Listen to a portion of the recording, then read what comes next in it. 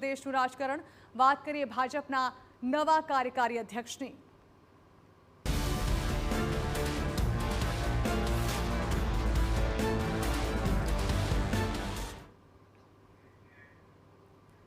ભારતીય રાજકારણમાં આજે એક મહત્વપૂર્ણ ક્ષણ સર્જાઈ.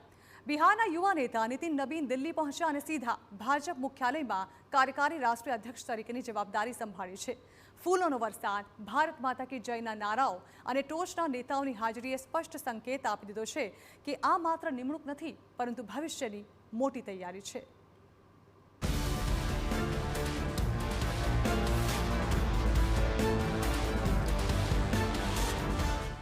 દિલ્હી એરપોર્ટથી લઈ ભાજપ મુખ્યાલય સુધી નીતિન નબીનનું ભવ્ય સ્વાગત કરવામાં આવ્યું. પાર્ટીના કાર્યકરો, સાંસદો અને વરિષ્ઠ નેતાઓની મોટી હાજરી જોવા મળી. ભાજપ મુખ્યાલય પહોંચતા જ નીતિન નબીનને વર્તમાન અધ્યક્ષ જેપી નડ્ડા અને ગૃહમંત્રી અમિત શાહ દ્વારા શુભેચ્છા આપવામાં આવી હતી.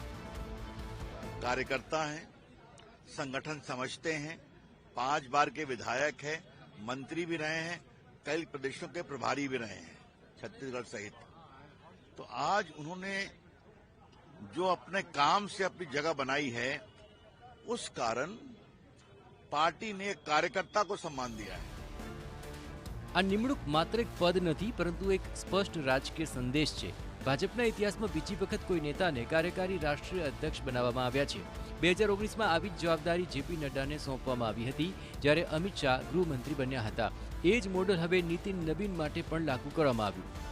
હવે આપને પણ જણાવે કે આખરે કોણ છે નીતિન નબીન, જે બિહાર સરકારમાં 2 વખતના મંત્રી રહી ચૂક્યા છે, સતત 5 વખત ધારાસભ્ય રહી ચૂક્યા છે.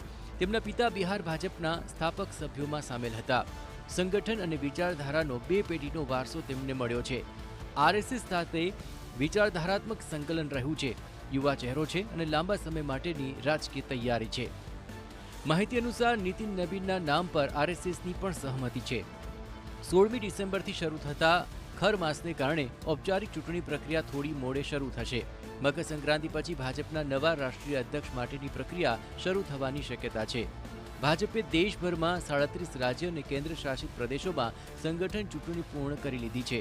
રાષ્ટ્રીય અધ્યક્ષ માટે જરૂરી માપદંડ પણ પૂરા થઈ ચૂક્યા છે.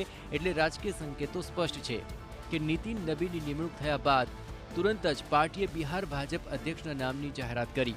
સંજય સરાવગીને બિહાર ભાજપની કમાન સોંપાય. આ નિર્ણય બતાવે છે કે ભાજપ સંગઠનમાં કોઈ ખાલી જગ્યા છોડવા તૈયાર નથી. સારાંશ એટલો જ છે કે નીતિન નબીનને કાર્યકારી અધ્યક્ષ બનાવવું માત્ર ચોંકાવનારો નિર્ણય નથી, પરંતુ ભાજપની લાંબા ગાળાની રાજકીય રણનીતિનો સ્પષ્ટ સંકેત છે. યુવા નેતૃત્વ, સંગઠનનો અનુભવ અને વિચારધારાની પકડ, આ ત્રણેય પરિબળો નીતિન નબીનને આગામી રાષ્ટ્રીય અધ્યક્ષ તરીકે લગભગ નિશ્ચિત બનાવી રહ્યા છે. Special report, TV9.